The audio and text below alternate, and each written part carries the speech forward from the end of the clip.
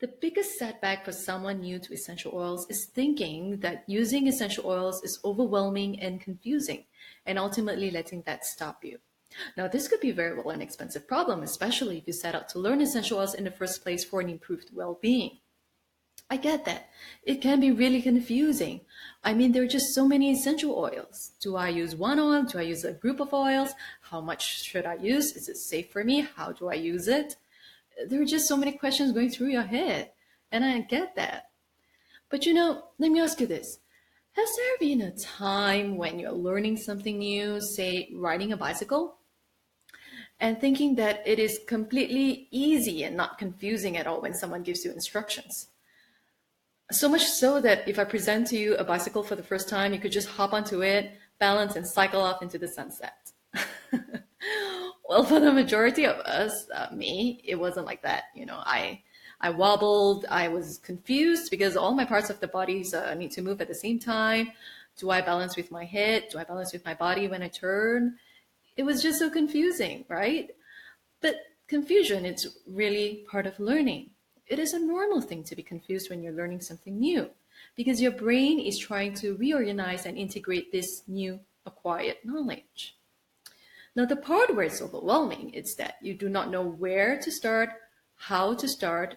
and how to proceed. This part is overwhelming, which is why I've created a unique, simple methodology to blending called the seed effect.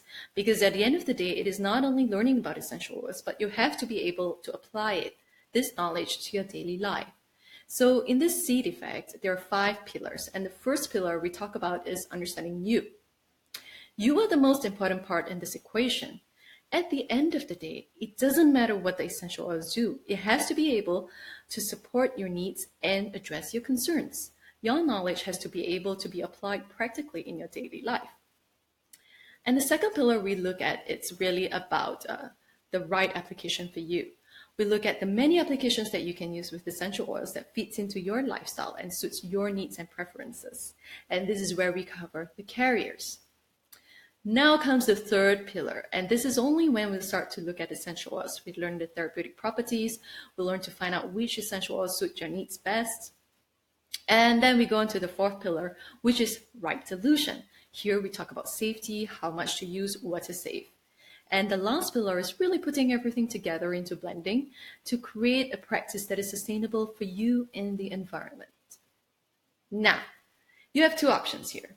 Option A is to continue thinking that learning about essential oils is overwhelming and confusing.